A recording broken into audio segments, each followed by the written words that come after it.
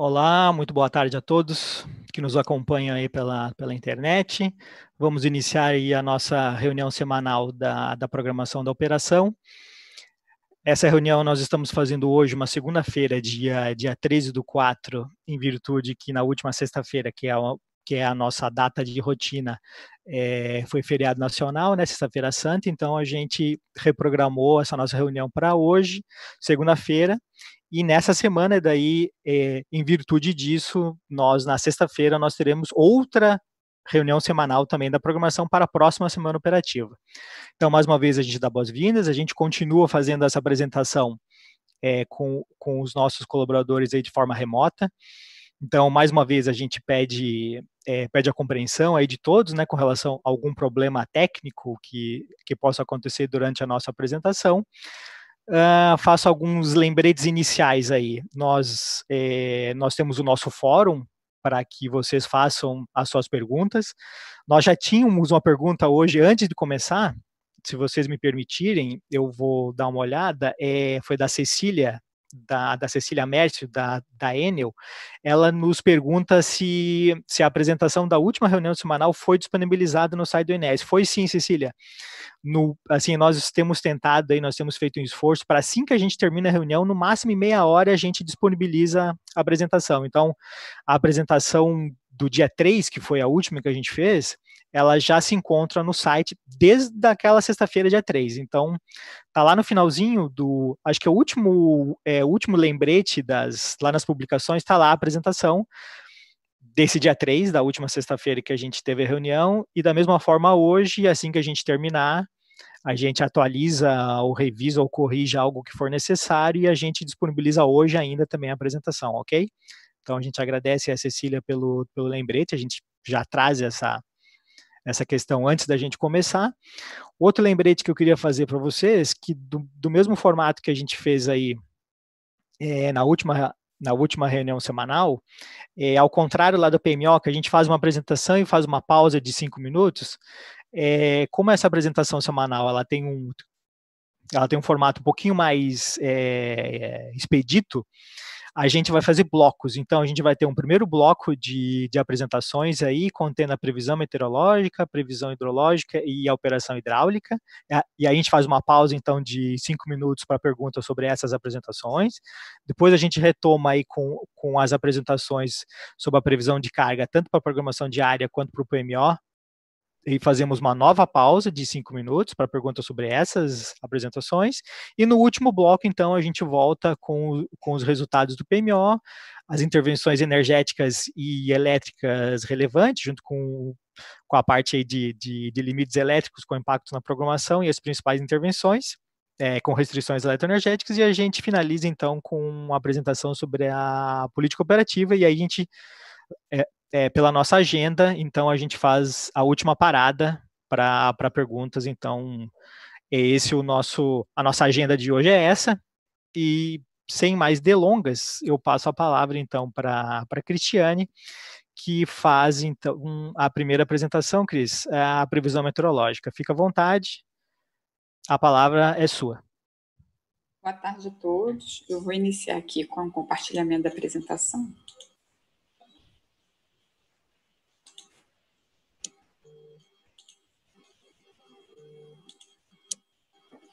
Bom, eu vou iniciar aqui falando sobre a análise da semana que passou, né, do dia 4, seria até o dia 10, mas eu estendi até o dia de ontem, já que a gente está fazendo essa apresentação fora do dia, né, da sexta-feira. Na semana passada, a gente teve um padrão que está se repetindo desde a outra semana, da semana anterior.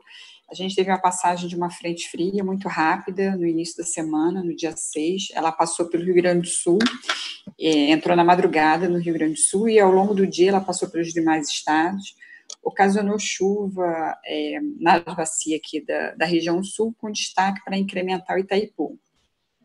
Essa frente, logo a seguir, no dia 7, ela já estava passando pela região sudeste, passou por São Paulo, Rio, o Espírito Santo, e ela ficou, como essa imagem aqui mostra, ela é semi-estacionária no estado da Bahia.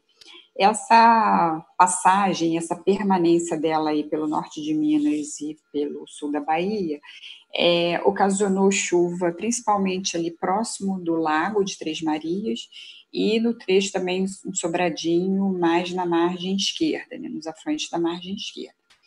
E, fora isso, a gente teve uma ocorrência de precipitação de uma forma mais isolada na Bacia do Paranaíba e na Bacia do Grande. O Tocantins permanece, o Parnaíba permanecem com pancadas de chuva, essa chuva está sendo mais concentrada jusante, Serra da Mesa, e no caso do Parnaíba também ela está alternando, tem alguns dias que fica no trecho montante de Boa Esperança e os demais dias a jusante. Bom, essa configuração aí de passagem de frente rápida, ela também alterou a eólica, né? Então, toda vez que a gente tem a entrada da frente fria aqui pela região sudeste, o sistema de alta pressão se desloca para o oceano, e com isso a geração eólica, principalmente na Bahia, tem um declínio acentuado, e além disso, ele passa por alguns períodos de calmaria. Isso ocorreu com a passagem dessa frente aí, e na permanência dela sobre o estado da Bahia, essa geração eólica no estado piorou. E em termos de fotovoltaica, a fotovoltaica só teve uma resposta a partir do dia 7, já na região sudeste, o estado de São Paulo e Minas, apresentaram aumento de nebulosidade por conta da passagem da frente, e depois, por causa da permanência da frente no estado da Bahia, os parques localizados nesse estado também apresentaram uma geração menor. A precipitação acumulada, então, na semana foi essa aqui. A gente vê que o destaque é incremental Itaipu, principalmente dentro do estado do Mato Grosso do Sul. A bacia do Uruguai não pegou toda a cascata, mas pegou boa parte dela, o Jacuí, o Iguaçu mais a jusante de Foz do Areia. E o Paranapanema continua com pouca chuva, pouca ocorrência de precipitação, os valores muito baixos, só no finalzinho aqui já a jusante das usinas. E o outro destaque é que essa chuva que eu comentei para vocês, no São Francisco, tanto sobre o lago, que aqui não aparece tanto por causa da geração das isoetas, como no trechinho aí incremental a Sobradinho. E aqui a chuva do Tocantins.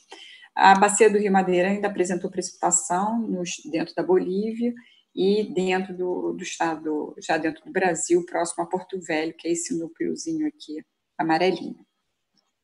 Bom, para essa semana, né, a próxima semana de 11 a 17, que a gente já tem 2 dias já percorridos, o que os modelos mostram aí é uma permanência da precipitação na região norte do Brasil, pegando mais de Serra da Mesa para jusante, como dá para ver aqui todos eles, o ETA, o GFS e o SMWF, é a bacia do Parnaíba.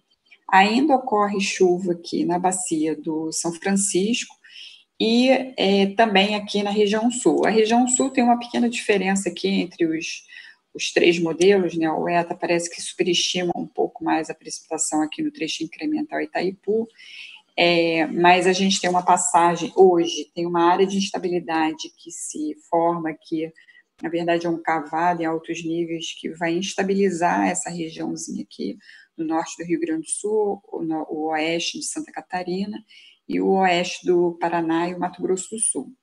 Ao mesmo tempo, tem uma frente hoje que está no Uruguai, e esses 2 sistemas se encontram amanhã, se associam amanhã, sobre o norte do Rio Grande do Sul e sul de Santa Catarina. Então, hoje já ocorre chuva nessa regiãozinha aqui do noroeste do Rio Grande do Sul, oeste de Santa Catarina e do Paraná.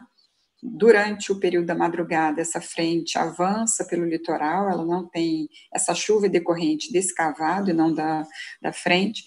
A frente avança pelo litoral do Rio Grande do Sul no dia de amanhã, organiza um pouco mais essa chuva aqui, essa nebulosidade, acaba ocorrendo chuva nos trechos de cabeceira do Iguaçu e também na bacia do Paranapanema. E no final da tarde, ela já ocasiona chuva também aqui no oeste do estado de São Paulo, que todos os modelos mostram aqui, pegando já o trechinho lá próximo a Três Irmãos, e com pouca chuva a montante, é só aumento de nebulosidade. No dia 15, essa frente passa pelo litoral de São Paulo e norte já de São Paulo, Rio e Minas Gerais. Ela organiza a nebulosidade, mas a quantidade de precipitação é muito pequena, né? Todos os 3 modelos aqui vêm pouco, o GFS é o que vem menos aqui na Bacia do Grande, mas todos eles veem uma diminuição da precipitação a partir da entrada, da passagem dela pelo estado de São Paulo. E aí ela chega no dia 17, ela já está no Espírito Santo, e no dia 18 no sul da Bahia. Então, mais ou menos repetindo o mesmo padrão que ocorreu na semana passada, né? Da frente passa rápido pela região sul, os maiores valores mais aqui no oeste do estado do Paraná, isso é bem típico dessa época do ano, de abril e maio, atingindo mais a incremental Itaipu e o Paranapanema. Infelizmente, o Paranapanema não tem sido sortudo na passagem desses sistemas. Mas o padrão se mantém, e após a passagem dessa frente, a gente tem um declínio de temperatura associado à massa de ar frio. Então, as temperaturas para a próxima semana, exceto aqui Curitiba, que fica um pouquinho mais baixa do que a semana anterior, todos os demais estão estáveis, e Belém também, né, que a gente marca aqui o estado todo, mas na verdade a gente só se refere às capitais. No caso de Belém, aqui a posição da ITCZ faz com que a chuva ocorra quase todos os dias, e com isso a temperatura cai um pouquinho, não por entrada de ar frio, mas pela frequência da precipitação. Como essa frente, ela vai passar, a atuação dela vai ser menor do que a da semana passada pelo estado, pela região Nordeste, e então a eólica, ela está em elevação, ela tem um declínio já no final da semana, por conta da passagem da frente, mas de modo geral, a geração eólica vai estar superior à da semana passada. No caso da solar, no caso do Nordeste, também acompanha essa mesma passagem da frente, até a frente avançar, a solar está em elevação. A única diferença aí seria os parques, as fotovoltaicas do estado de São Paulo, que já apresentam um declínio amanhã, mas voltam a se recuperar logo na quarta-feira, e o estado de Minas Gerais a partir do dia de 15 para o dia 16, o norte de Minas aqui, por conta do aumento da nebulosidade. Então, eu encerro a minha apresentação. Ok, Cris, obrigado pela sua apresentação. A gente segue, então, com as próximas apresentações. A previsão hidrológica com a Daciana e a operação hidráulica com o Pedro. Fica à vontade, Daciana. Oi, Juliana. Preciso que a Cristiane continue com a apresentação. Minha apresentação não quer abrir.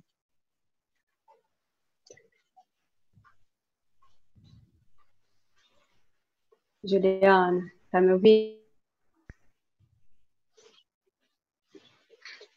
Gente, a minha internet está muito ruim. A Cristiane poderia continuar com a sequência da apresentação? Minha apresentação não quer abrir de jeito nenhum. Dá só um minutinho, Daciana, que eu vou lá no Teams e vou baixar, porque eu ia baixar a apresentação. Ah, obrigada. Juliana, eu posso continuar? Só um minutinho.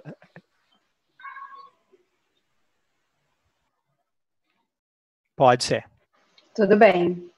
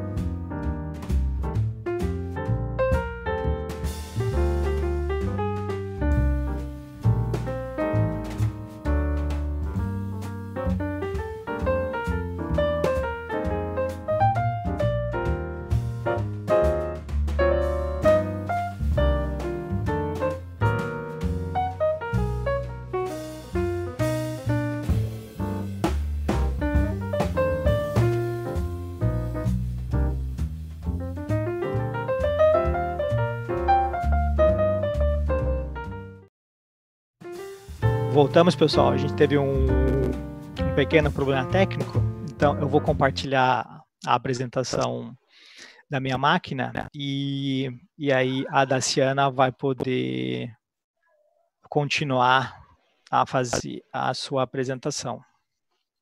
Daciana, a palavra está com você.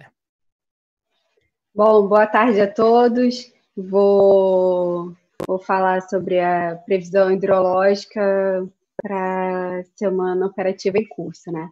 A previsão de precipitação, ela começou, né, a partir do dia 9, mas o que é utilizado nessa semana é a partir do dia 11 ao dia 17. Nas bacias do Rio Grande, Paranaíba, praticamente não temos chuva prevista para os próximos dias. Em azul é o resultado do modelo ETA, em vermelho é do GFS, e em verde é a precipitação que entra no modelo, que é o ensemble de modelos que a gente utiliza. Para a bacia incremental Itaipu, a gente tem um pouco mais de previsão de precipitação, 15 e 16, e na bacia do Paranapanema, um pouco menos, nos dias 15 e 16 também. Seguinte. Nas bacias do Sudeste, né, a gente vem aí um acompanhamento de ENAs, onde a gente chegou nos meses de fevereiro a ter ENAs superiores a médio de longo termo. E no mês de março, a gente começou, a partir da semana do dia 14, a ENAs abaixo da média, né? E para essa semana, a gente está com valores um pouco abaixo da média, né? E a previsão é de 85% de previsão de ENA para o subsistema Sudeste, previsto na revisão 2 do PMO de março. De abril, desculpa. Seguinte. Aqui o acompanhamento da bacia do Paranapanema, desde o início de fevereiro, ou desde antes, né, que o nosso gráfico não apresenta, mas a gente vem com energias muito abaixo da MLT, na bacia do Paranapanema, e a expectativa é que a gente continue com energias abaixo da média, com 40% da MLT, é a pior ENA do mês de abril de todo o histórico. Por favor, a próxima. Na bacia do Paraná, a gente vem também muito parecido com o que aconteceu no subsistema Sudeste, né? A partir do dia 14, as ENAs ficaram abaixo da média, e a gente continua com esse cenário, e que estão com valores não tão abaixo quanto a bacia do Paranapanema, mas também com uma expectativa de uma previsão mensal de 78% da MLT, um 17º histórico no nosso histórico de 90 anos. Próximo. Como eu falei, né, a previsão que foi utilizada foi a partir do dia 9 para a utilização da semana do dia 11 ao dia 17. Os mesmos eventos que causam previsão de precipitação no dia 15 e 16 na bacia de Itaipu também atinge Iguaçu e Uruguai numa menor intensidade. Próximo. As bacias do Sul, a gente tem tido sucessivos recordes, né, de pior energia natural afluente, sendo o pior do abril de todo o histórico, com uma previsão mensal de 21% da MLT. Próximo. Da mesma forma, né, como subsistema, a bacia Iguaçu tem um peso muito grande, a gente continua com a pior ENA para o mês de abril, num histórico de 90 anos, com 19% da MLT na bacia do Rio Iguaçu. Mesmo que a gente tenha um reflexo, né, já tenha tido um reflexo dessa chuva que aconteceu no dia 8, mas a previsão de chuva está muito aquém para recuperar a ENA dessa bacia. Próximo, por favor. A mesma forma na bacia do Rio Uruguai, né? A gente tinha uma previsão de aumento de energia, mas ainda assim muito abaixo da média para a bacia do Rio Uruguai, sendo a sexta pior no histórico de 90 anos, com 22% da MLT para o mês de abril. Próximo, por favor. E nas bacias do Rio Tocantins, a gente, nos dias 9, 10 e 11, tinha um quantitativo pequeno de previsão de chuva,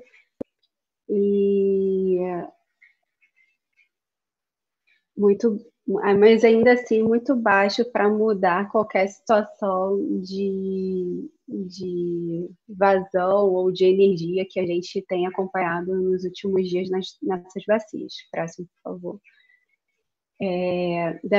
Como vocês podem ver na bacia do Nordeste, a gente está entrando numa inflexão bem acentuada, com uma redução considerável das vazões e, consequentemente, das ENAs na bacia. Mas, ainda assim, uma previsão otimista, com 92% próximo à média, para as bacias do Nordeste. Próximo, por favor. Aqui o acompanhamento, né, dos postos na bacia do São Francisco, em cinza, que é o que a gente tem refletido na ENA, que é a afluência a Sobradinho, ela tá estável ao longo dos últimos dias, desde do início do mês de março, ela teve uma exceção, mas de mais ou menos o dia 25, ela tem se mostrado bem estável, oscilando em torno de 4.000 metros cúbicos por segundo. Próximo. Aqui, da mesma forma como aconteceu na bacia, no subsistema Nordeste, né, a bacia do Rio São Francisco, ela tem um peso muito grande e ela reflete o comportamento da falta de chuva considerável nos últimos dias. Mesmo assim, a gente ainda tem uma previsão de ENA com 94% da MLT, o 45º no histórico, posicionamento, né? Em torno da média, vamos dizer assim, né? Bem na média. O próximo, por favor.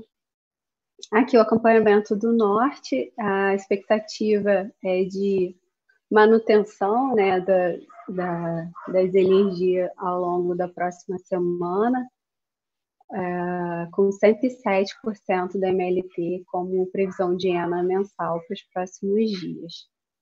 Para o próximo mês, desculpa. Próximo.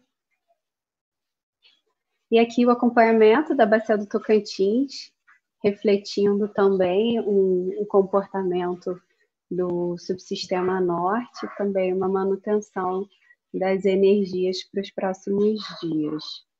O 32º maior do histórico, de 90 anos, com 104% da MLT. Próximo, por favor. Aqui o gráfico, né, com a distribuição espacial das bacias e como que ela tem se comportado em termos de previsão semanal dessa semana, né, do dia 11 ao dia 17, e a gente vê que as bacias um pouco mais ao norte, né, centro-norte, né, elas estão com previsão entre 80% e 120% da MLT, exceto só a bacia do Parnaíba, e as bacias um pouco mais litorâneas, que é Paraguaçu, Doce, Jequitinhonha, e nas bacias centro-oeste mais ao sul, com previsões abaixo de 80% da MLT, onde a gente inclui as bacias onde a gente tem os maiores reservatórios, que é Grande, Paranaíba. E um destaque aí que a gente continua com o Tocantins, né, e o São Francisco com previsões na média, né, entre 80% e 120% da MLT. Próximo, por favor. Como análise, né, das revisões da previsão mensal do mês de abril, a gente segue com uma leve redução no Sudeste, mas em termos de desvios muito pequeno em relação ao PMO e revisão 1, sendo o 25º menor do histórico. O Sul continua, como eu já mencionei, né, batendo recordes de energias ruins, sendo o pior, né? O Nordeste teve uma oscilação de 89, 107 deu uma melhorada e voltou para um patamar bem próximo do PMO, com 92%, 45º melhor, né? O Norte vem reduzindo gradativamente, mas não tão distante da previsão inicial do PMO. Próximo, por favor. E aqui uma análise da dispersão dos cenários. E a gente pode ver que, como a gente teve desvios pequenos entre o PMO revisão 0, né, e as revisões 1 e 2, o Sudeste teve praticamente nenhum desvio, né, entre a dispersão dos cenários. O Sul, da mesma forma. O Nordeste teve uma variação um pouco maior, a gente vê uma certa variação aí na dispersão dos cenários, mas em termos de abertura de cenários, a discrepância não entre essas aberturas é menor. Da mesma forma, o Norte, a gente vê uma leve redução da abertura desses cenários por conta da redução gradativa ao longo das revisões. Próximo, por favor. E aqui o acompanhamento, né, da recuperação dos armazenamentos nos maiores reservatórios do sistema interligado, né, que são Furnas, com 62% até ontem, né? Serra da Mesa está com 30,5%, Três Marias, 100% praticamente, né?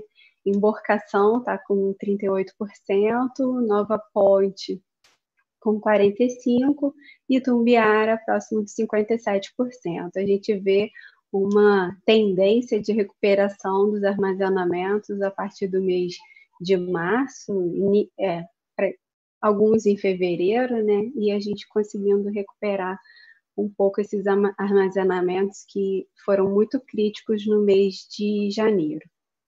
Próximo, por favor. Isso reflete, né, no acompanhamento do armazenamento dos subsistemas, né? O Nordeste praticamente está conseguindo se recuperar, né, bem favoravelmente, com 84,5% de armazenamento para o subsistema. O Norte também teve uma recuperação muito boa, né, principalmente com Tucuruí recuperando agora a partir do mês de meados de fevereiro, março, com 75,5% de armazenamento. O Sudeste, por conta da recuperação dos armazenamentos que a gente falou, de Furnas, Emborcação, Nova Ponte, que tem um peso considerável, com 53,1%.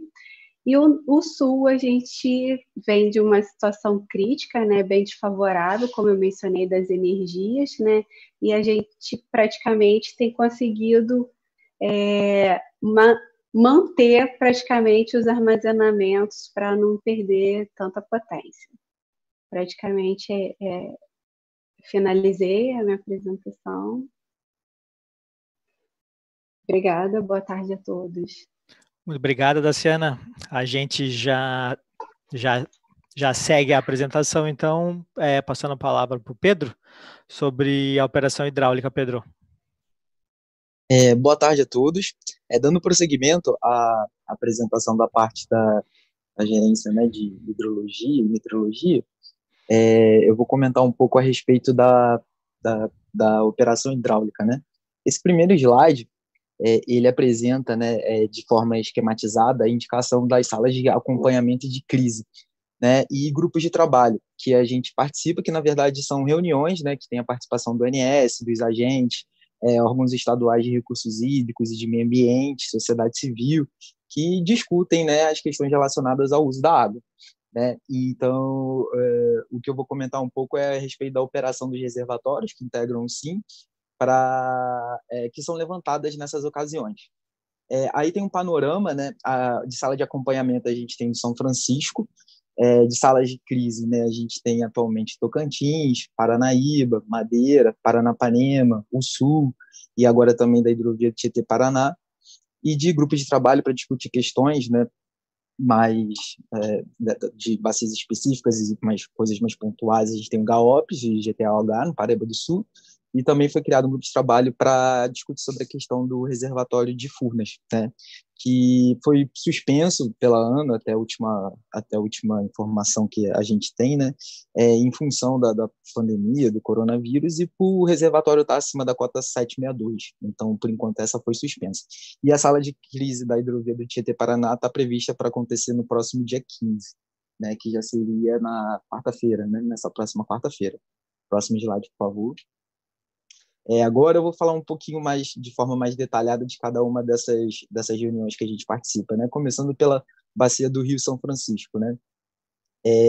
A Bacia do Rio São Francisco, a operação hidráulica, né? A operação do sistema hídrico do Rio São Francisco, ela é balizada pelo que está disposto em regulamentação feita pela ANA, que é a resolução número 2081 de 2017. Né?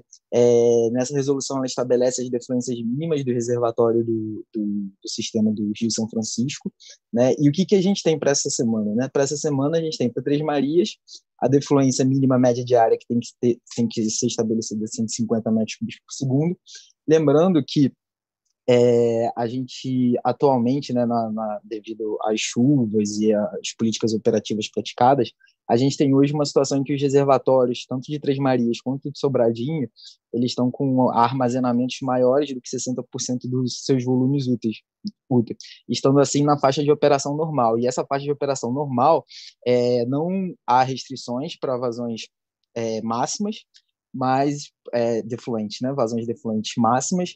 Porém, há restrições para vazões defluentes mínimas, médias diárias a serem mantidas. No caso de Três Marias, está colocado aí 150 metros cúbicos por segundo, que é o que agora está sendo praticado. E em Xingó, perto, que tem uma animação, pode passar o próximo slide, por favor? Obrigado. E em Xingó, a defluência mínima média diária estabelecida está em 1.300 metros por segundo. As defluências mínimas são estabelecidas e a gente tem um pouco de liberdade para poder praticar um pouco a mais, né, em função a demandas eletroenergéticas, em função de verificação de usos consultivos, evaporação, manutenção por exemplo, do volume lá, manutenção do volume do reservatório de Itaparica, com 30% do seu volume útil. Então, a gente tem uma certa mobilidade para trabalhar com os valores máximos de defluência. Em Xingó, a gente tem praticado, tem essa política de defluência, né, de 1.300 metros por segundo, em função para melhorar, né, uma condição do trecho baixo do São Francisco, que está com tem sido reportado, né, que lá está com a qualidade da água está com a turbidez um pouco mais elevada. Então essa prática de defluência de 1.300 é para poder auxiliar nisso, que via de regra pela resolução a mínima que a gente poderia estar operando seria 1.100, tá? A essas reuniões, né, das salas de crise do Rio, de acompanhamento, na verdade, de São Francisco, ela tem periodicidade mensal. Já houve 4 reuniões, né, em 2020, e a próxima está marcada para o dia 5 de maio. Próximo slide, por favor. Aí são apresentadas algumas a simulação para os reservatórios de Três Marias e Sobradinho, que foram até apresentadas na última sala de crise, que foi realizada na semana passada, no dia 7. Nesse cenário que a gente tem aí, né, a gente vê que para o final do mês de maio, a gente está com Três Marias, né, considerando a prática de uma defluência média de 630 metros cúbicos por segundo, que é o necessário, né, para realizar o turbinamento, né, a vazão turbinada, né, para 5 máquinas. até o final do mês de maio, a gente teria o reservatório com seu volume útil em torno de 97,5%, considerando tanto um cenário mais conservador, né, quanto os cenários médios. Tá? E, de forma também similar, foi feita a simulação para o reservatório de Sobradinho, considerando a manutenção de defluências médias em Xingó de 1.300 metros cúbicos por segundo até o final do mês de maio, e Sobradinho ficaria com o seu volume útil na ordem de 99%, 98%. O que isso é muito bom e reflete essa condição hidrológica favorável que a gente acabou tendo na bacia do Rio São Francisco. Próximo slide, por favor. Agora, mudando um pouco a bacia, né, falando da bacia do Rio Tocantins, o Rio Tocantins, a gente tem a simulação que está apresentada para o reservatório de Serra da Mesa, né, de cabeceira, e ele também tem uma resolução ANA, né, que norteia de como é operado esse reservatório.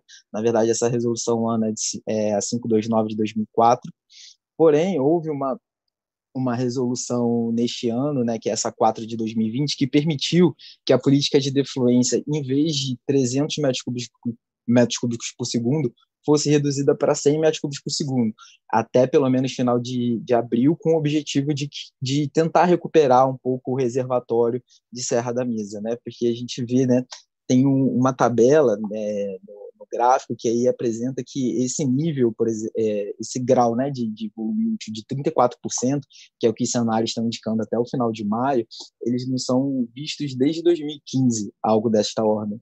Então, essa redução, né, das defluências de 300 para 100 teve como principal motivador isso, tentar recuperar o reservatório de Serra da Mesa. Mas essa simulação aí, ela é retrato disso. Até final de abril, considera-se que essa resolução a 4 de 2020 encontra-se vigente, né, que podem ser praticadas as defluências de 100 metros por segundo médias diárias, e já para o mês de maio é considerado o retorno aos 300 metros cúbicos por segundo. As salas de crise da bacia do Rio Tocantins, elas são mensais também, devido a não há tantos problemas lá, né? A próxima foi agendada para o dia 27 de maio, tendo a última ocorrido na semana passada, no dia 8. Ao total, até agora, em 2020, foram realizadas já 5 reuniões.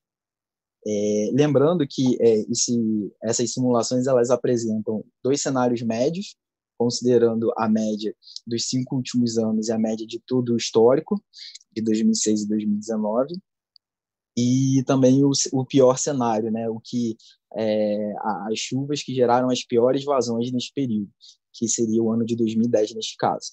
Tá? Próximo slide, por favor. E se trata, né, da política operativa da Bacia do Rio Paranapanema, que, como foi apresentado, né, e vem sendo apresentado em outras reuniões, tem passado por um estresse hídrico muito grande, né, tanto o Paranapanema para o sul, né, e o que a gente observa? Para essa semana agora, a gente tem a manutenção das políticas operativas que estavam sendo praticadas, né, Jurumirim de defluência de 100 metros cúbicos por segundo, Chavantes acaba sendo em torno de 105 metros cúbicos por segundo, e Capivara, uma defluência mínima de 330. Cabe destacar aqui para as usinas, né, desta bacia, essa bacia ela não tem uma regulamentação da ANA, né? Então, o que acontece? As políticas, né, e as propostas elas são discutidas, levadas para as reuniões, né, na ocasião das salas de crise, e aí são verificadas as melhores práticas, né, considerando todos os usuários, a questão energética, e isso tudo é colocado na reunião e discutido também. Tá? Cabe destacar, né, que essa reunião tem periodicidade quinzenal. A última foi realizada no dia 27 de março e a próxima está agendada para o dia 17 de abril. Até então foram realizadas 9 reuniões. As 2 figuras de baixo, elas apresentam as simulações que foram levadas na última sala de crise, considerando cenários de operação pessimistas, médio e otimista, né? Tanto em questão de políticas de defluência adotadas, quanto questão também de chuvas, né? De ser um período com uma escassez hídrica maior, uma escassez, ou um período de chuvas normais. Então, esses dois cenários foram levados, e o que a gente tem aí é que, para um cenário médio, assim, a gente vislumbra, né, no final de junho, essa simulação está indo até o final de junho, chegar os reservatórios de Jurumirim com 38% do seu volume útil, Chavante 39%, Capivara 37%, isso no cenário médio. Próximo slide, por favor.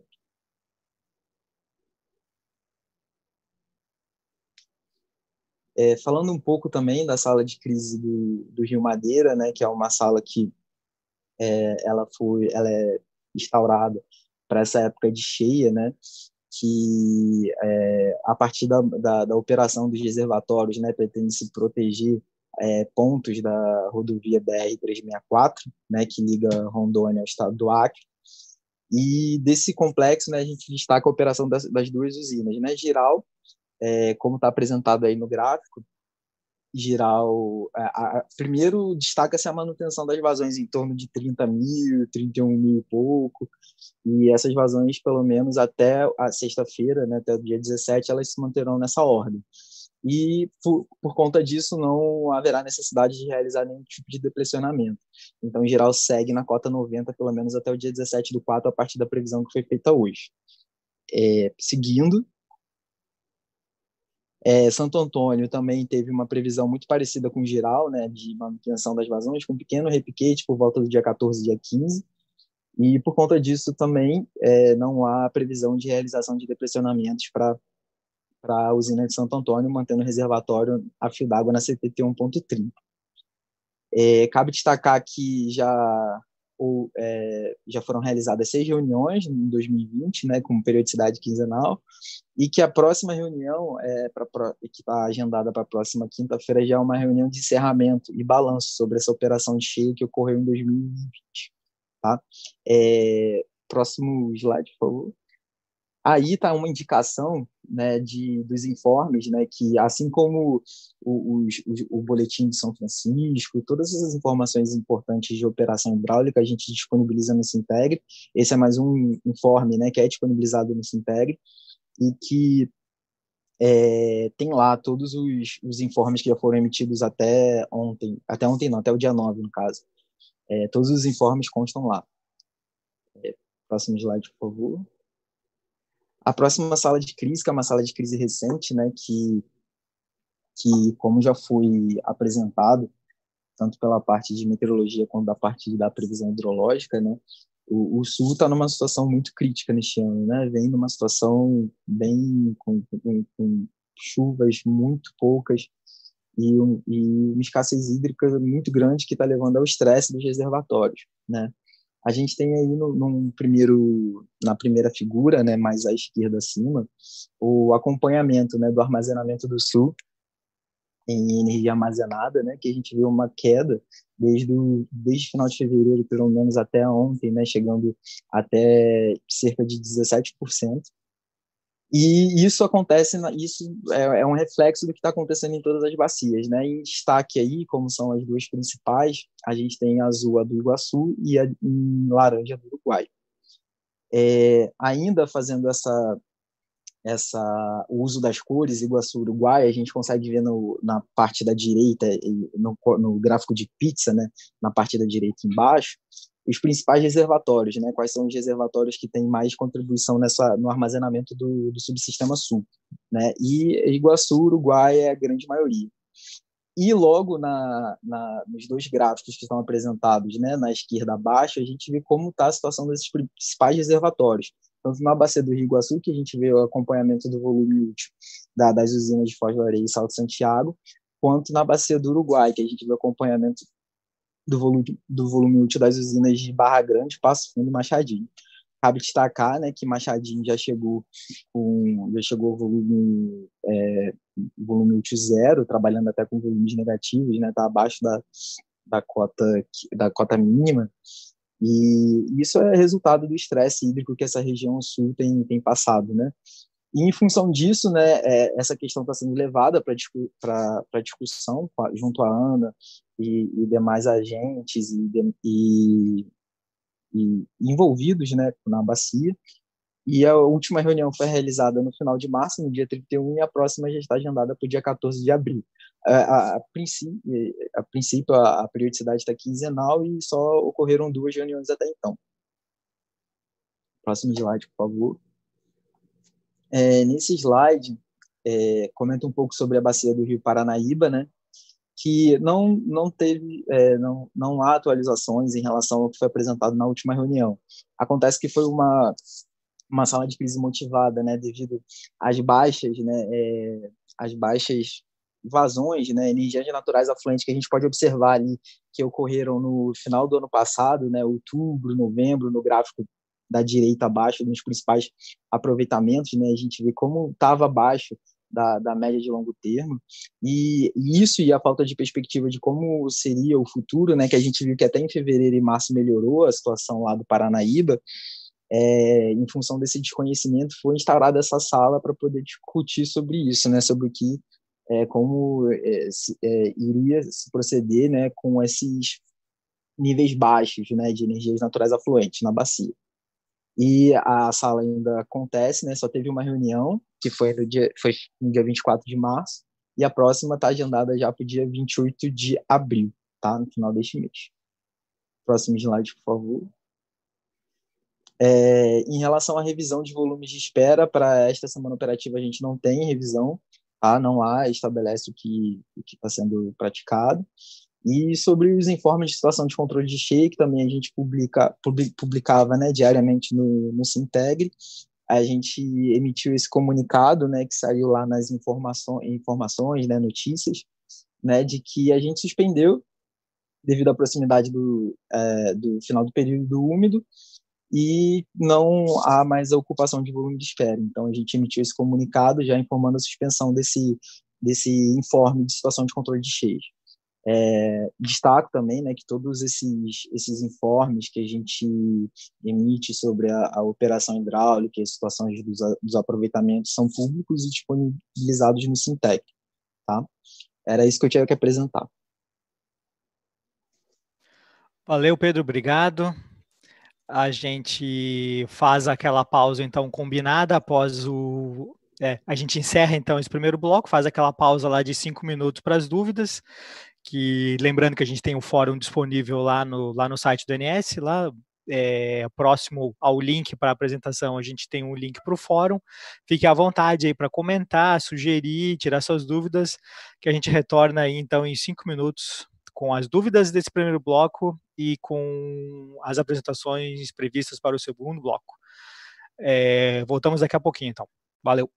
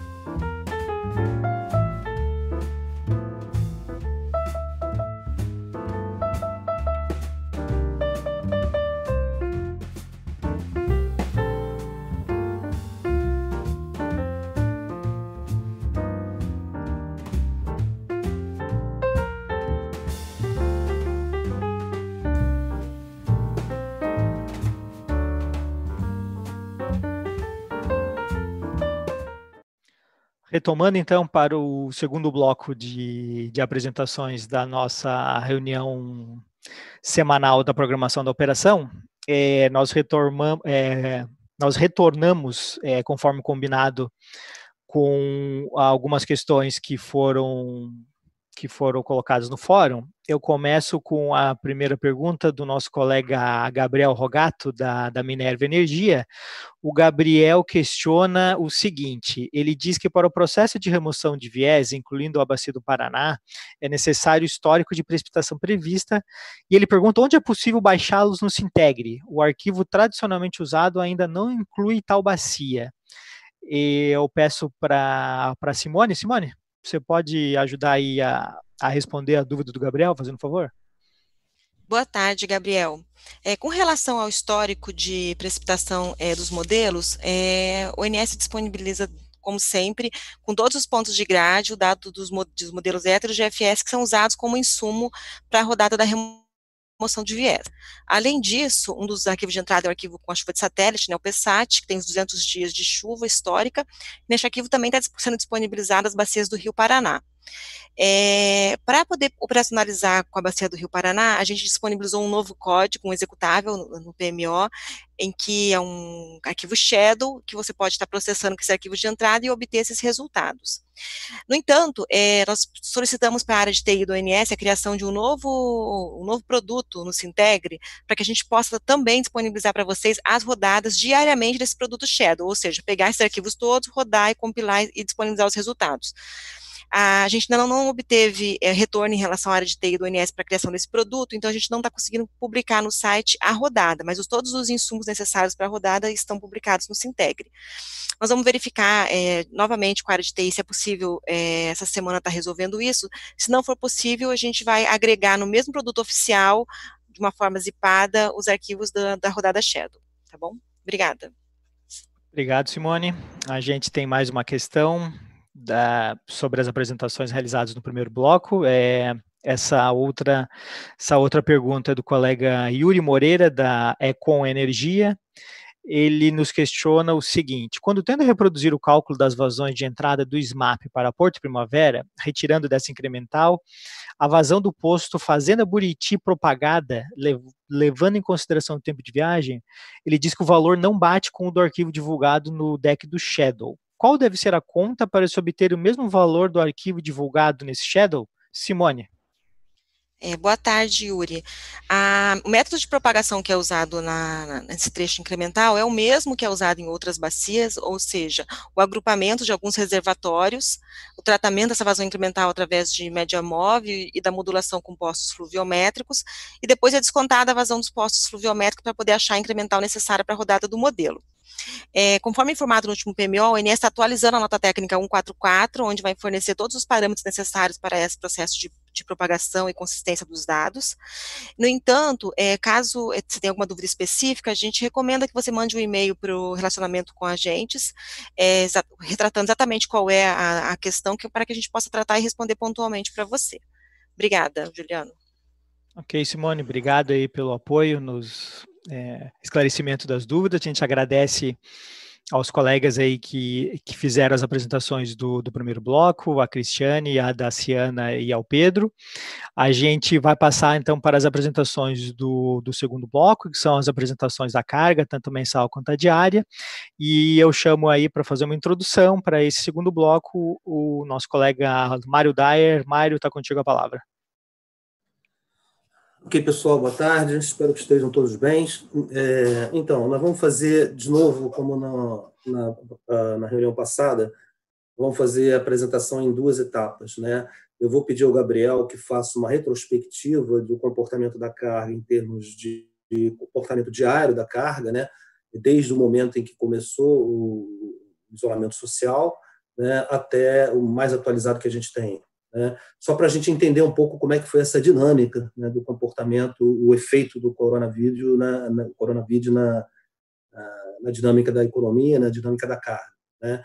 Na sequência, a Márcia fala sobre a previsão da carga para a próxima semana. Tá? Então, eu pediria a você, Juliana, um pouquinho mais de tempo, né, em relação ao que a gente tem feito normalmente nessas reuniões, né, só para mostrar a dinâmica aí do impacto do isolamento no comportamento da carga diária. Tá? Gabriel, por favor, você pode dar início à apresentação? Posso sim. Deixa eu compartilhar minha tela aqui.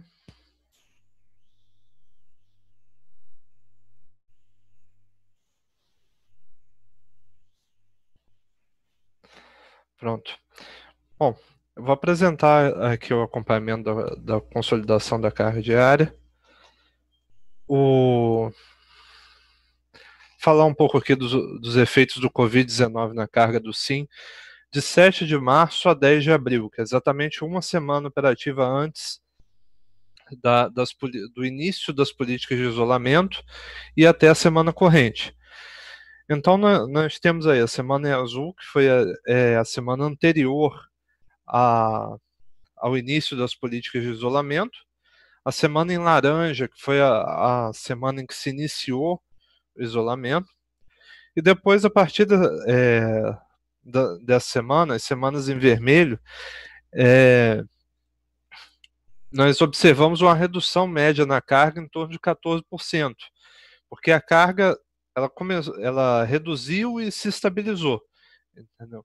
A carga volta a cair agora no final dessa semana corrente, muito devido, nós tivemos uma redução de 18% na temperatura mínima considerada para o subsistema Sudeste, e teve o efeito da Sexta-feira Santa também, que reduziu bastante a carga na sexta-feira, junto com a queda de temperatura.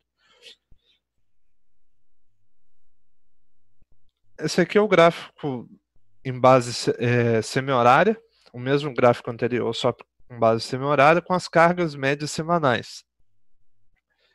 Então, nós temos ali o início do isolamento e depois uma estabilização do nível da carga. Nós tivemos da semana anterior ao isolamento para a semana do isolamento uma variação de 650 megawatts médios devido a uma variação positiva, devido a ser uma semana mais quente do que a semana anterior.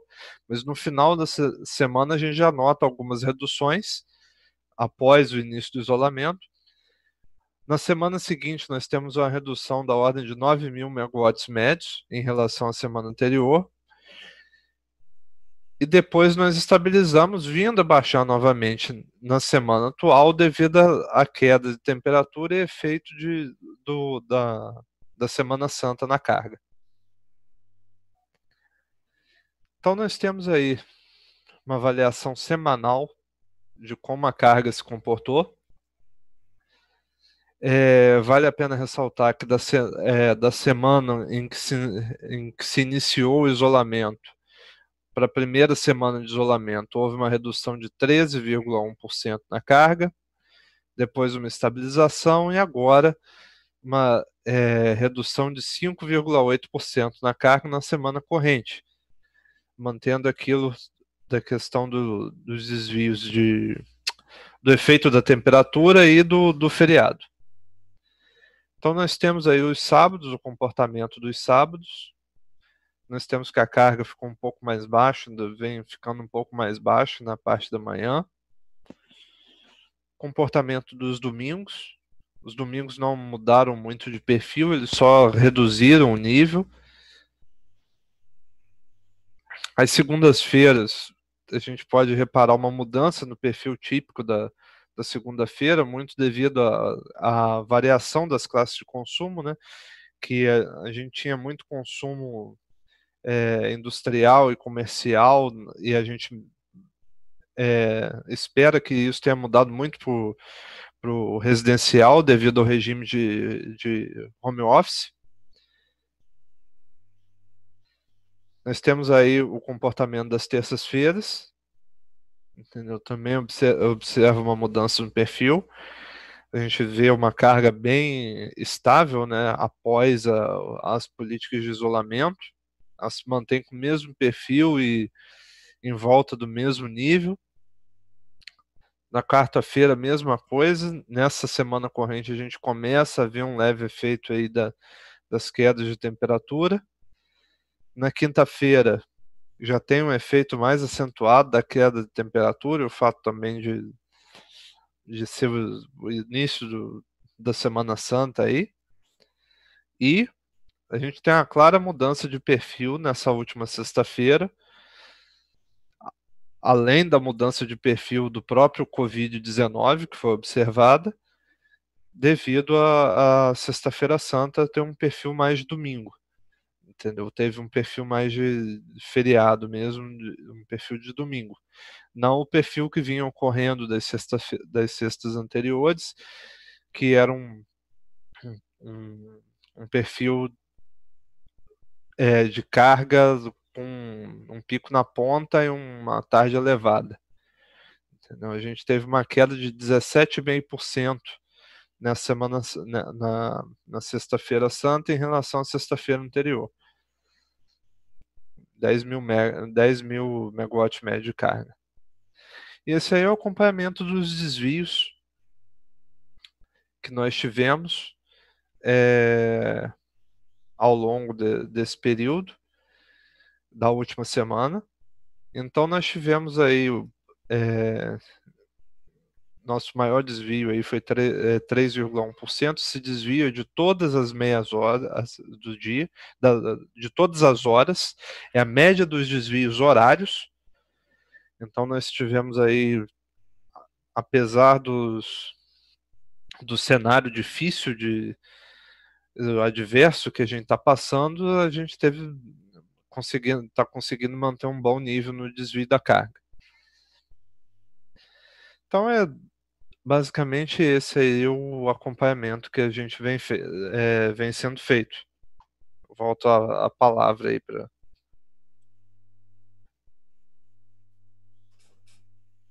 Márcia, por favor, Márcia, agora para a semana. Sim, eu vou compartilhar aqui.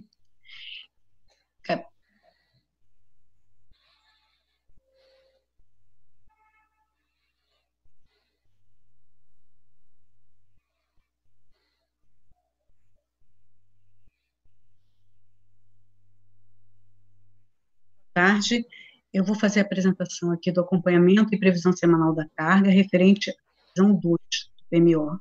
Né? Nós colocamos aqui no primeiro slide tantas ocorrências quanto as premissas relativas a todos os subsistemas, ou seja, aquilo que impactou não só um subsistema, mas todos de uma maneira geral. Tá? Colocamos aqui como primeira ocorrência, né, primeiro foi o reflexo da interrupção das atividades dos mais variados setores da economia do país, provocada pelas medidas de isolamento social.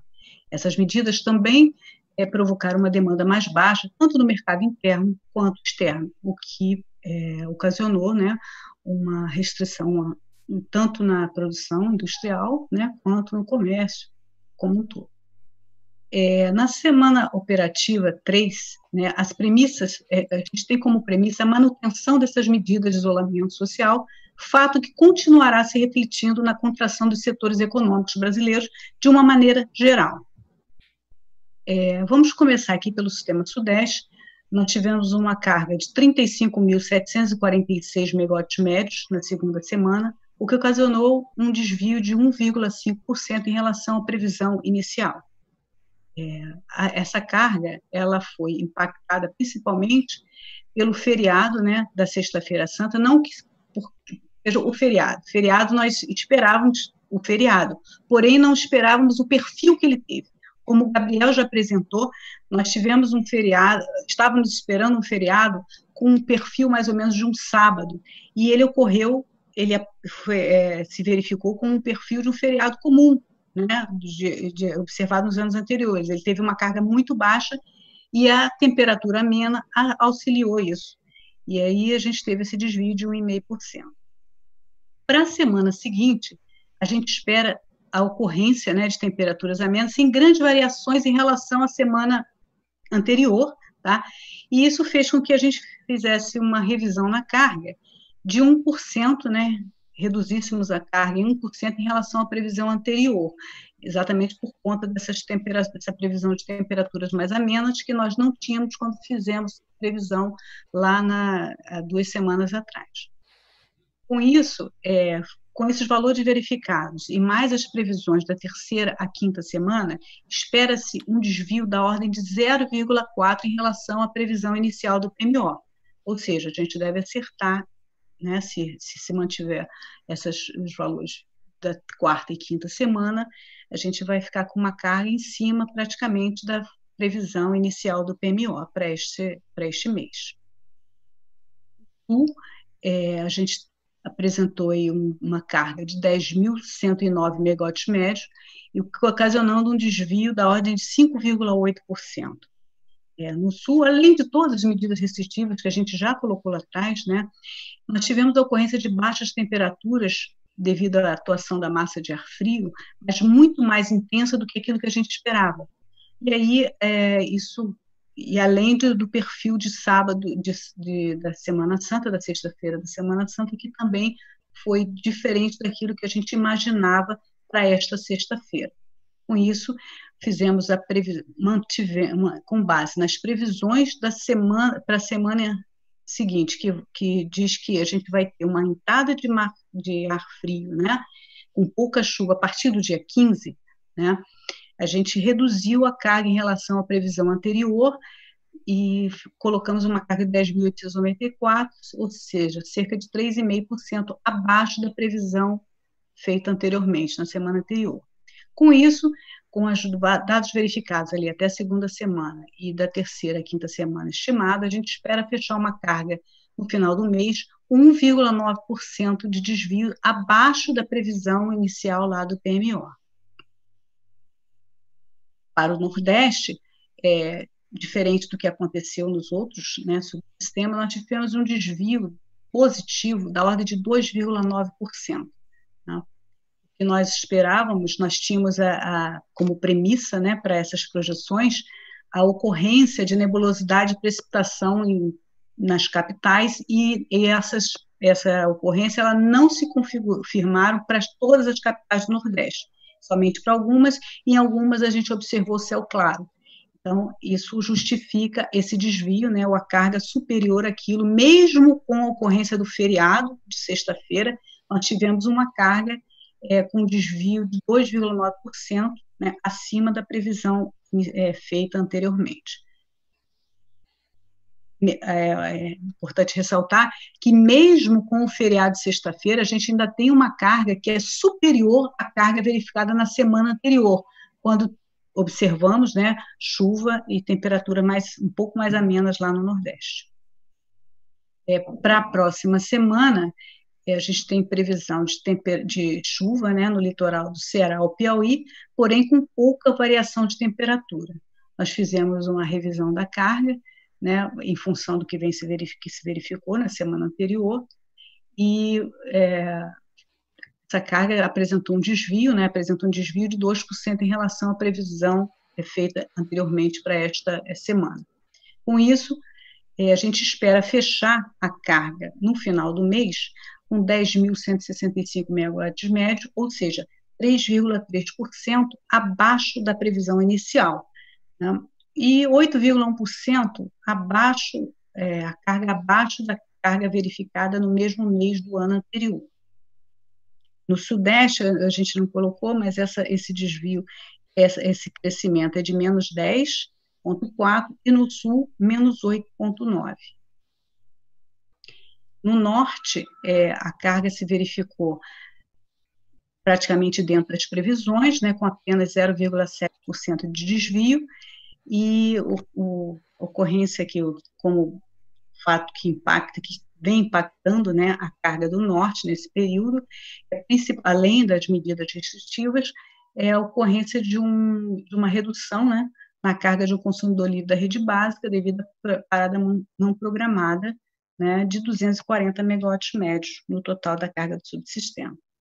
Para a próxima semana, a gente tem a previsão de manutenção das temperaturas, né, do que vem ocorrendo, e a manutenção da carga reduzida desse consumidor.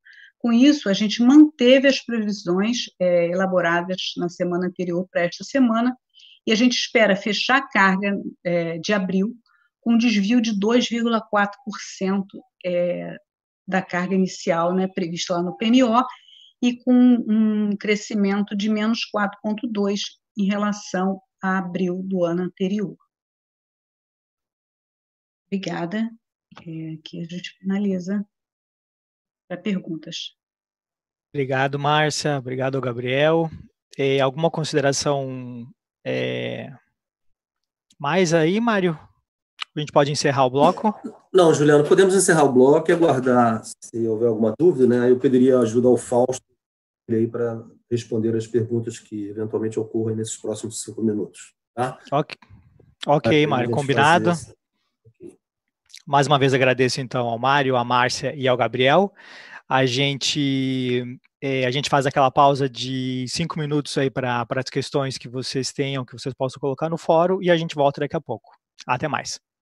Ok, obrigada.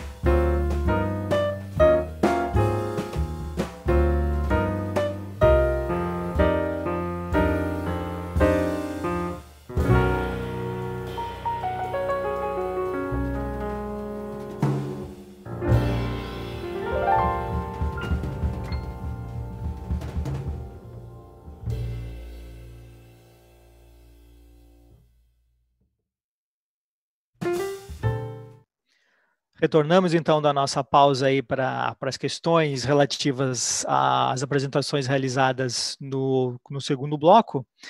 Vamos a elas então.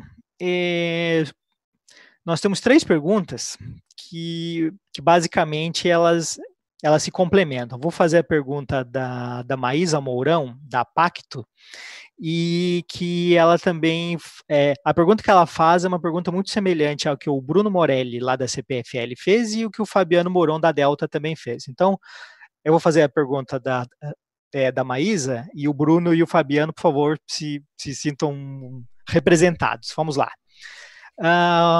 Uma vez que a revisão extraordinária quadrimensal da carga realizada no último PMO, uma das premissas utilizadas foi de PIB de 0% e crescimento de 0,9% para a carga em 2020. É uma afirmação da Maísa. Gostaria de saber se o INS terá um novo posicionamento de cunho extraordinário anterior à próxima revisão, uma vez que o PIB perante a Focus já está em menos 1,96, ou seja, quase 2% negativo, e o Banco Mundial de até menos 5% para o fechamento do ano, conforme informado pelo ministro Paulo Guedes nesse final de semana. Então, Fausto, tanto a Maísa, quanto o Bruno, quanto o Fabiano, eles querem saber se existe a possibilidade de revisão da carga de forma extraordinária, dada aí a revisão do PIB do relatório Focus que saiu nos últimos dias. Então, Fausto, a palavra está com você. Obrigado. Boa tarde a todos. Só fazendo um pequeno esclarecimento, Maísa Mourão, é que a revisão não foi extraordinária, ela é ordinária, já é prevista no procedimento de rede a primeira revisão quadrimestral. Não sei se você ali se enganou em relação à questão extraordinária, ela é ordinária. Em relação a PIB utilizado, zero, né, para esse ano, naquele momento da revisão era o que se discutiu muito, e nós estamos acompanhando. Como nós quem? Nós, o INS, CCE e EPE, é um trabalho conjunto. Mas qualquer revisão extraordinária, ela não é automática, não depende exclusivamente das três entidades, o INS, CCE e EPE. Depende exatamente do fato de ser bastante relevante a questão e ser apresentado para a ANEEL. A ANEEL é que vai autorizar ou não fazer a revisão. Então, claro, nós estamos acompanhando, o relatório Focus é um instrumento muito importante, né, porque espelha o mercado, mas a princípio nós estamos acompanhando. Aí vamos ver o desenrolar aí nos próximos dias ou nos próximos meses, enfim. Tá? Não tem essa perspectiva de fazer extraordinária por iniciativa nossa das entidades que participam diretamente, que estão envolvidas nessa revisão. Mas, se necessário for, será submetido à ANEEL no momento exato. Ok, Fausto. Muito obrigado. A gente agradece mais uma vez aos colegas aí que participaram do segundo bloco, ao Mário, à Márcia e ao Gabriel, e a gente retoma então esse nosso último bloco de apresentações, que vai contemplar aí os resultados do PMO para a revisão 2, as intervenções energéticas relevantes, limites elétricos com impactos na programação e as principais intervenções com restrições eletroenergéticas, e, por fim, uma apresentação sobre a política operativa. Para falar sobre os resultados do PMO, eu chamo a Diana. Diana, fica à vontade para fazer a apresentação aí sobre os resultados do PMO e as intervenções energéticas relevantes. Obrigada, Juliano. Boa tarde a todos. É só compartilhar a apresentação aqui, então.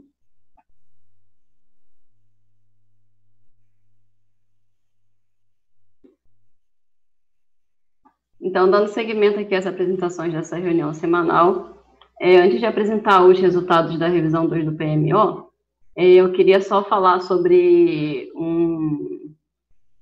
uma inconsistência que foi identificada no arquivo Polinjus, que é um arquivo de entradas do modelo DECOMP. Essa inconsistência foi identificada no dia 6 de abril, na segunda-feira passada, e essa inconsistência era referente aos polinômios de nível de jusante das usinas hidrelétricas de Baixo Iguaçu, Sinop e Colíder. Esse arquivo Polinjus a gente vem usando como arquivo de entrada do DECOMP desde o PMO de janeiro, e por conta dessa identificação dessa inconsistência na semana passada, na revisão 2, a gente já passou a utilizar o novo arquivo. Só lembrando que nesse caminho que eu coloquei aqui no slide, no Sintegre, dentro do processo do Programa Mensal da Operação, em outros documentos tem o informe 004 que detalha um pouco dessa atualização desse arquivo. Então, seguindo para os resultados da revisão 2 do PMO de abril, aqui nesse slide a gente tem os principais resultados do modelo DECOMP. Vale a pena a gente destacar aqui que o CMO do Norte e do Nordeste se mantém em zero, como vem acontecendo já várias outras revisões anteriores. Esses dois subsistemas continuam apresentando excedentes energéticos e apresentam CMO nulo em todos os patamares de carga. Para o subsistema Sudeste Centro-Oeste, Sul, houve uma pequena variação em relação à revisão 1 do PMO de abril, onde no patamar de carga pesada, na revisão passada era 18 centavos, passando agora para essa revisão para 10 centavos, e no patamar de carga média estava em 17 centavos, passando para 9 centavos agora, reais por megawatt-hora. Então, teve uma variação muito pequena, então, por isso a gente também não trouxe para essa apresentação aquele slide que apresenta a análise da variação do CMO por conta dessa pequena variação. Por conta desse CMO nulo, né, ou praticamente nulo na região sul e no sudeste, não há previsão de nenhum despacho de usina por ordem de mérito para nenhuma região. Então, a geração térmica para essa revisão é basicamente por conta de inflexibilidade declarada pelos agentes. Além disso, há também uma geração também prevista de 175 megawatts médios para a usina de Santa Cruz, via despacho de ANL, que foi despacho antecipado há 9 semanas atrás. Para essa semana não era previsto que Luiz O.R. Melo tivesse por mérito nessa semana, mas tem uma razão elétrica lá na região do Espírito Santo, em que ela precisa gerar pelo menos 204 megawatts médios durante esse período até agosto, se não me engano. E, além disso, também na região sul tem uma razão elétrica de 160 megawatts médios no complexo de J. Lacerda. Então, totalizando uma geração média de em torno de 6 mil megawatts para essa semana operativa. Cabe destacar aqui também, em relação à energia armazenada prevista para os subsistemas para o final do mês de abril, em relação à revisão 1, para o subsistema Sudeste, a gente teve uma pequena revisão, uma pequena redução. Na revisão 1 era previsto 56,6% de energia armazenada, passando essa revisão agora para 56%.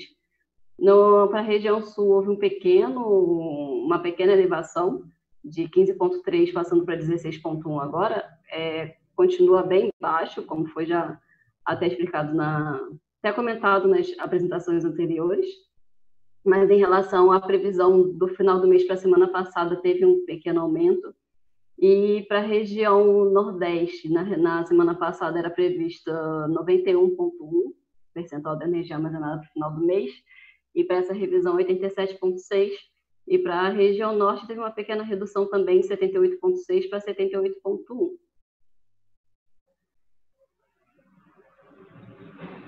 Como a gente sempre mostra também nessa reunião, a gente traz aqui a dispersão dos cenários, olhando o final do segundo mês, que é o final do mês de maio, né? Em relação à energia armazenada inicial, a gente, para o subsistema sul, teve uma pequena redução em relação às revisões anteriores, mas ainda está em torno de 50%, 53%.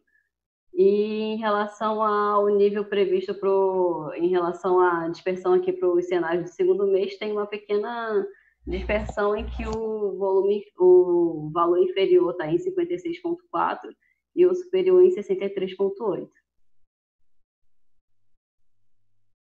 Para a região sul, a energia armazenada inicial para essa semana está um pouco inferior em relação tanto ao PMO quanto à revisão 1, e a dispersão entre os cenários, entre o pior e o melhor cenário é bem significativa, onde o limite inferior para a região sul é 13,5% e o superior é de 86%.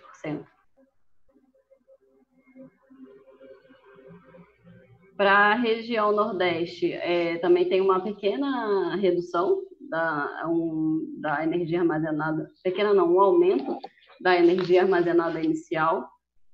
Na revisão 0 para a revisão 1 já teve um pequeno aumento, da revisão 1 para a revisão 2 um aumento um pouco maior também.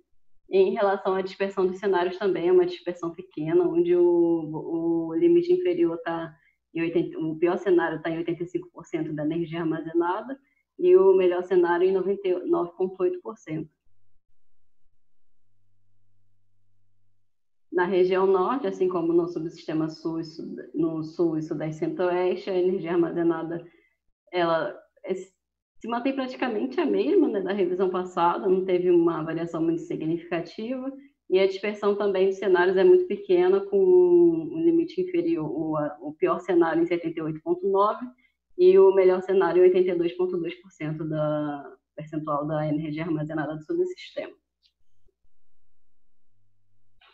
A gente traz aqui também as ofertas de importação de energia para o Uruguai do Uruguai e da Argentina, em que as ofertas do Uruguai a gente recebe pelo agente Eletrobras e Enel, tanto os dois agentes ofertaram um bloco só com 285 megawatts médios de energia para semana, com um valor também desses blocos bem parecidos, em torno de 1.300 reais por megawatt-hora. Já em relação à oferta de energia da Argentina, o agente Enel que ofertou 6 blocos, totalizando uma energia total de 1.850 megawatts médios para a semana inteira, com esses valores ofertados para cada bloco.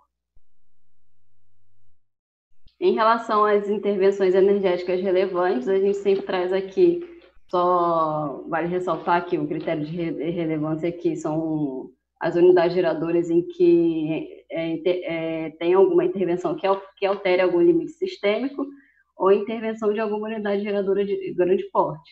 Então, para essa semana, que contempla do dia 11 até o dia 17 de abril, a única intervenção relevante que a gente traz aqui é a unidade 11 de Itaipu, que é do grupo de 60 Hz. Essa é uma intervenção para efetuar uma manutenção preventiva trianual dessa unidade geradora, e o período dela vai da meia-noite e meia de hoje, do dia 13/4, e a previsão de término é às 5 horas do dia 24 de abril. E aqui eu encerro a apresentação aqui da PRM e passo a palavra para a PRI para continuar a reunião. Obrigado, Diana, pela apresentação aí dos resultados do PMO e as intervenções energéticas relevantes.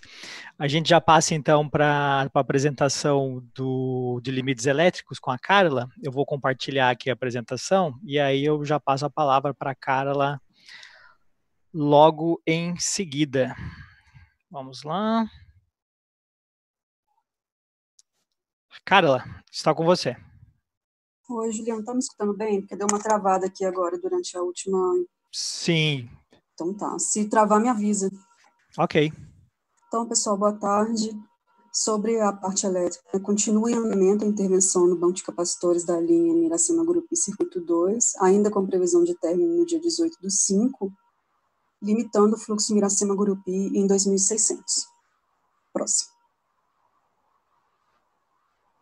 Depois, uma intervenção com início amanhã, dia 14, às 7 da manhã, com previsão de término às 7 da manhã do dia 16, desligamento de disjuntor 717 de Miracema, 500 kV, também limitando o fluxo Miracema Gurupi em 2.600.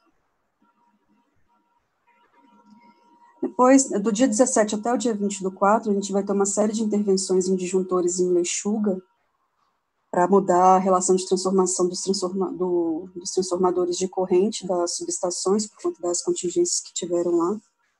Então, durante essas intervenções, sábado, domingo e segunda, continuará minimizado o fluxo Manaus. Próximo. Intervenção também com início amanhã, dia 14, das 8h30 às 16h30, até o dia 16, uma manutenção preventiva no polo 2 da conversora de Garabi, limitando a conversora 1 em 550 MB. Próximo.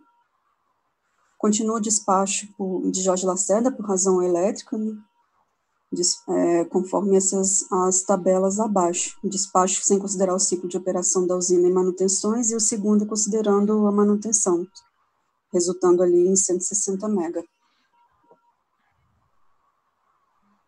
E é isso. Uma ótima semana para todos. Ok, Carla, obrigado. Eu vou parar o compartilhamento. Alô? Aqui. Só corrigindo ali, né, na tabela lá da lâmina da Silves, saiu 17 sábado. Depois a gente corrige isso para distribuir, ok? Não, perfeito, Zé. Então, só lembrando, do dia 17, sexta-feira, até o dia 20, segunda-feira. Tá, valeu, obrigado, Zé, pela correção. Nada, que isso. A gente finaliza, então, o nosso bloco aí de apresentações com a apresentação sobre a política operativa, hoje com o nosso colega Reginaldo. Reginaldo, fica à vontade. Olá, Juliano. Boa tarde a todos. Vou colocar aqui na moda de apresentação.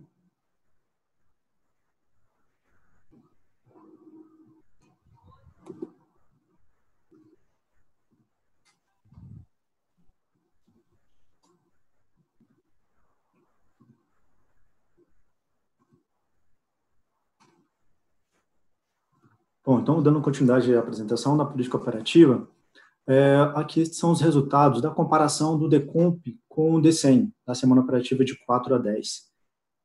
Aqui a gente percebe que o definido pelo DECOMP, né, a gente estava ali bem próximo, né, dos valores que estão sendo planejados para a semana operativa, e aqui a gente percebe um grande delta aqui por conta do desligamento de Porto Sergipe. A usina terminou os testes de comprovação de disponibilidade, então ela já, logo que comprovou a disponibilidade que já estava prevista, que era ao longo da semana, então ela já cumpriu os montantes necessários e efetuou o desligamento, então, da unidade geradora. E aqui, mais para ao longo do final da semana, então, algumas usinas voltaram de suas disponibilidades e até houve declaração, então, de inflexibilidade dentro do modelo do DECEM. Bom, agora no comparativo do DECEM com o PDP, que é o que é visto no pós-DECEM, aqui no subsistema Sudeste Centro-Oeste, a geração hidráulica ela foi em torno aí uma diferença de 1.300 megawatt médios semanal, isso motivado, né, até por conta das operações que são feitas ao longo do pós-DECEM e ajustes e coordenações das cascatas internas dentro do submercado Sudeste Centro-Oeste e a maximização para a transferência da região Sul. Aqui, com relação às térmicas, uma pequena diferença, em torno de 110 megawatts médios que ocorreram no pós-DECEM, tá? Isso em virtude de flexibilidade declarada pelos agentes. Tá? No subsistema Sul, a geração hidráulica foi bem significativa, reduzida em relação ao DECEM. Isso foi possível durante o processo do pós-DECEM, e a gente até percebe ali, principalmente no finalzinho da semana, que ocorreu precipitações ali nas jusantes dos rios Iguaçu, e mais especificamente do Rio Iguaçu, foi possível praticar uma geração muito mínima, então, e assim garantir o atendimento a todas as defluências mínimas necessárias dos aproveitamentos hidrelétricos daquela bacia, tá? Então, a gente conseguiu, então, quase 1.000 mega aí, reduzir o que já estava vindo baixo, então, foi uma operação bem ajustada dia a dia para poder maximizar a transferência para a região Sul. Aqui, com relação à geração térmica, a diferença foi pequena, foi o retorno da usina lá de Pampa Sul, que não é declarada nem no DECOMP, nem no DECEM, por conta da condição de conexão provisória, né? Então, enquanto permanecer assim, ela só pode fazer a declaração, então, durante o pós-DECEM. Deu uma diferença, então, aí nesses 2 dias que ela declarou disponibilidade, 73 megawatts médios. Não houve intercâmbio internacional programado, tá, para essa semana operativa. Para a região, para o sistema Nordeste, a geração hidráulica se mostrou que um pouco abaixo, a gente até percebe aqui que houve evolução ao longo da semana, passando dos 1.100 para 1.300 metros cúbicos por segundo, que é a vazão de referência para esse momento operativo, né, enquanto houver turbidez ali, né, ali no baixo do São Francisco, tá? Então, tende a ficar nesse montante de 1.300 metros cúbicos médio por dia. Isso representou também uma redução que a gente fez também ali no Jequitinhonha, na usina de Itapebi, então dando uma diferença em torno de 420 megawatts médios aí, de redução. E aqui no Nordeste, de térmicas, a gente percebe aqui, então, o momento que a usina de Porto Sergipe concluiu os testes de disponibilidade máxima e ficando apenas um compromisso mínimo apenas de flexibilidade e alguns ajustes de flexibilidade das usinas que atendem cogeração, em torno aí de 148 megawatts médios. Para o subsistema norte, a gente teve que reduzir a geração das usinas que já estão vertendo, isso fazendo um rateio proporcional de energia investida turbinável da região. Isso porque algumas condições elétricas não são possíveis de ser modeladas dentro do DECEM e são vistas lá no pós-DECEM. isso deu uma redução de 470 megawatt médio, não pode ser absorvido pelos reservatórios da região, foram todos vertidos. E geração termoelétrica, a gente continua ainda com a política de deixar o fluxo Manaus mais próximo de zero possível, dando condição de segurança aceitável e um custo global aí relativamente equilibrado, né, para poder ter essa segurança, enquanto as causas não foram identificadas dos eventos de erupção de energia na região de Manaus. Bom, aqui o resultado semanal, tá? Aqui a gente teve uma carga bastante baixa, né, para essa semana operativa, mais acentuada nos últimos dias, até por conta do feriado. Aqui os montantes de térmica, a gente teve aqui razões elétricas lá da área, né, de Manaus, as questões da ordem de mérito das usinas GNL e inflexibilidade que foram declaradas aí ao longo da semana. O CMO, ele se mostrou muito próximo de zero, né, então tendendo a zero praticamente o tempo todo, variando aqui até no máximo R$1, R$1,40 aqui na região sul, mas muito baixo, né, para o CMO, tendendo muito próximo também do que está sendo previsto para a semana operativa.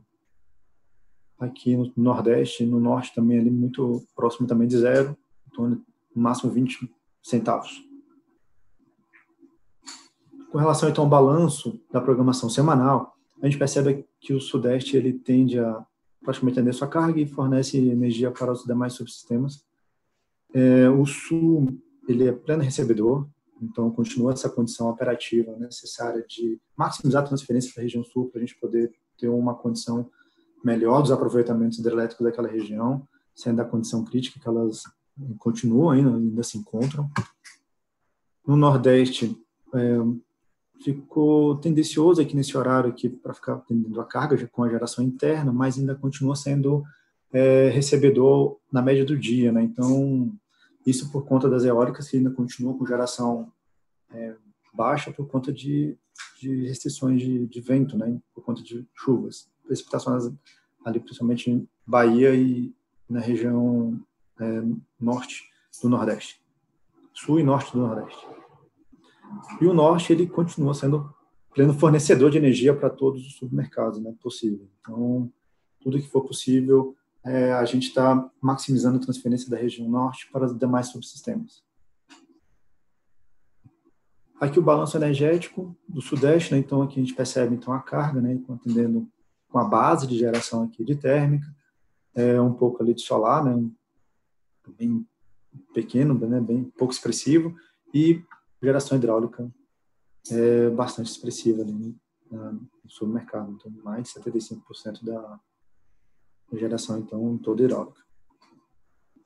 Aqui o supermercado, sistema sul, tá? A gente percebe então que demanda ainda uma necessidade de receber energia, né? Então fica aqui com uma geração térmica aqui baixa, né? Então em torno de 2.000, dando a questão do atendimento elétrico, né? Da área 230 kV de Santa Catarina, né, que é o complexo Jorge Lacerda, e demais inflexibilidades que são encontradas ali são declaradas ali nas usinas daquela região. E hidráulica compensando aí, atendendo o atendimento mais especificamente o atendimento ali das suas questões de defluências mínimas, tá? O Nordeste, então, aqui a gente percebe que a carga ainda está mais elevada do que a geração interna, onde a geração eólica e hidráulica são parecidas, né? Elas têm uma tendência.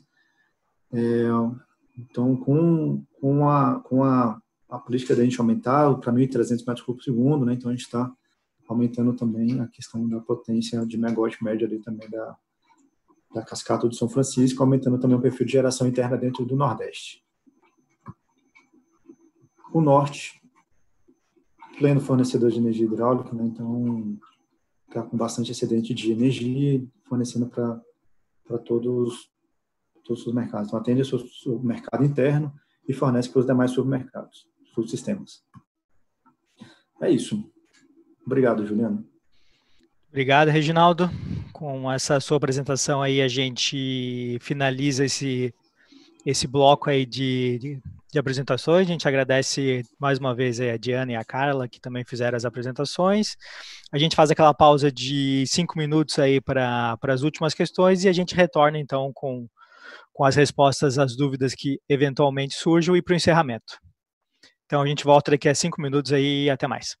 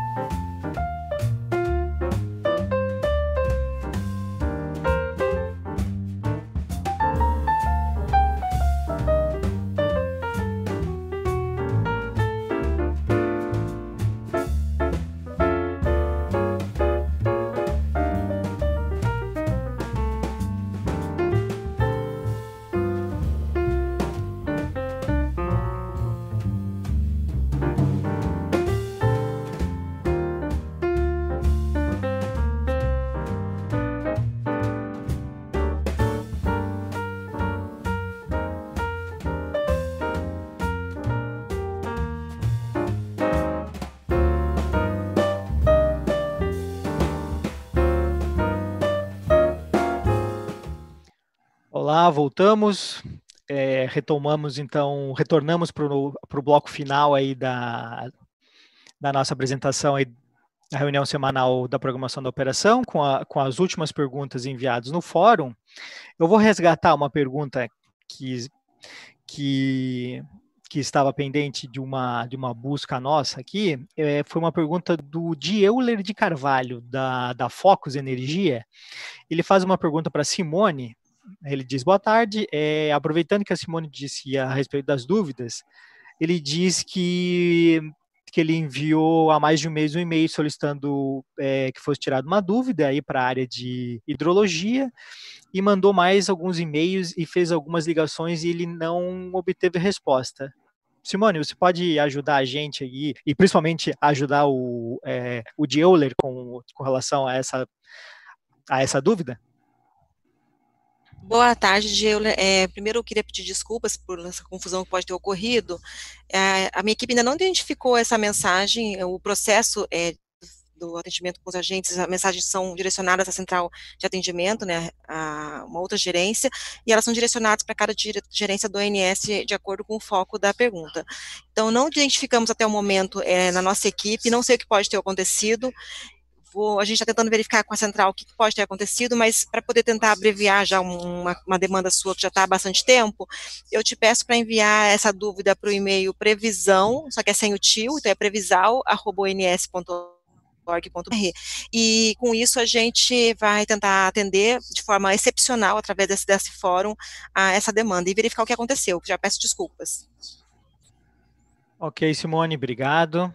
A gente segue, então, com as perguntas que foram levadas ao fórum aí pelos agentes. A gente teve uma pergunta que surgiu logo depois do segundo bloco, aquele bloco que a gente teve as apresentações dos colegas da carga, que foi uma pergunta do Rafael Santos Dias, da Econ Energia, e ele faz uma pergunta que foi semelhante ao que o Fausto respondeu, que foi uma pergunta semelhante ao que a Maísa, ao Bruno Morelli e ao Fabiano Mourão fizeram sobre a possibilidade de uma revisão extraordinária da carga. Então, Rafael, a gente crê que essa pergunta já foi respondida no bloco anterior pelo Fausto, tá bom? Essa pergunta surgiu logo depois, então eu creio que de repente foi só uma questão de alguns minutos entre você enviar a pergunta e o Fausto já estava respondendo. Então a gente acredita que tá respondido, tá ok? Tivemos uma outra questão aqui, do Pedro Henrique Fonseca dos Santos, da Enel. Ele teve alguns problemas de conexão e ele não acompanhou aí a parte da apresentação lá do Reginaldo sobre a política operativa, sobre a variação do resultado do DCEM com o pós-DCEM. Pedro, a gente pede a sua compreensão, a gente vai publicar essa apresentação logo a seguir. Se você tiver alguma dúvida, aí eu peço para você entrar em contato direto com a equipe da programação diária, que é responsável por essa apresentação, para que a gente, se você ainda ficar com dúvida, né, que essa dúvida seja pontuada diretamente com a equipe da diária, porque da maneira como foi feita aqui, não fica claro o suficiente para a gente conseguir tirar essa sua questão, tá bom, Pedro? Uma outra questão do colega Celso Trombeta Júnior, da WXZ, ele nos questiona a respeito. Boa tarde, gostaria de saber se foi feito algum estudo de impacto no CMO e nos resultados da operação dos casos que foram publicados sem unit commitment por contingência no mês passado. Então, eu passo essa pergunta para a Cândida. Oi. Na verdade, esses casos foram muito pontuais, foram 3 casos aí em março, e a gente não percebeu uma alteração na programação, tá? Por ter sido pontual. Então, a gente não percebeu, e a gente sempre faz essa análise, mas aqui não, porque não tem nenhuma. Se isso fosse repetitivo, poderia ter algum impacto, mas não chegamos a perceber. Ok, Cândida, obrigado. A última pergunta, então, que foi publicada no nosso fórum é do Alessandro Dutra, da Petrobras. O Alessandro pergunta o seguinte: boa tarde. Poderiam comentar como foi a operação no final de semana em relação ao controle de tensão, onde verificou-se uma carga muito baixa? Que, na verdade, o Alessandro faz duas perguntas aqui, né? Então, essa consideração sobre o controle de tensão, e a outra, ele fala também, na sexta-feira houve bloqueio do elo de corrente contínua do Xingu Estreito com variação na frequência. Qual tem sido o impacto disso na programação? Então, a gente divide aqui em duas partes. A parte do controle de tensão, eu peço para o Zé Augusto falar para a gente, e a segunda parte a Cândida complementa. Zé. Alô? Estão me escutando? Sim. Então, Alessandro, em relação ao controle de tensão, realmente, com esses valores baixos de carga, a gente tem digamos assim, uma necessidade de abertura de maior número de linhas, principalmente no 500 kV aqui do Sudeste. Abrimos algumas linhas aqui na região do 440, 500 kV, 765. Lá no Norte também abrimos umas linhas ali no tronco entre Imperatriz e Pedutra, a Sailândia, mas conseguimos controlar a tensão adequadamente. Em relação ao evento, houve realmente um evento que abriu o bipolo. Atualmente a gente está com o serviço auxiliar de Belo Monte aqui na estação de Estreito, com uma dos serviços auxiliares inoperante, desligado, em manutenção, e por conta disso a gente está fazendo uma operação de segurança nos bipolos, operando com uma restrição de 3.000 mais 2.000. E aí a Cândida pode ver a repercussão disso na programação. Ok, Cândida? Sim, obrigada, Zé. Na verdade, essa redução aí nos bipolos causou uma redução da geração de Belo Monte do Curuí e aumento do vertimento. Essa foi a sequência imediata, dada essa limitação por questão de segurança. Foi esse o impacto na programação que a gente fez esse final de semana. Ok, Cândida, obrigado. Obrigado a você, obrigado a Zé Augusto, obrigado a Simone.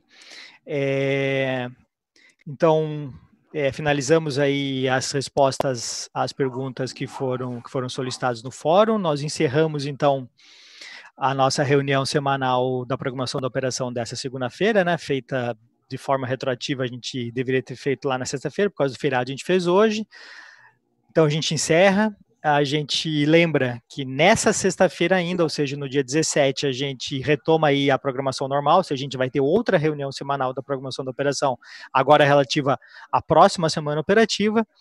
A gente agradece a todos os colegas do INS que fizeram essa reunião junto comigo, agradece vocês aí que ficaram conosco durante, desde as 15 horas até agora 17. A gente encerra, desejo a todos uma ótima tarde, saúde a todos aí, cuidem-se. Valeu, obrigado.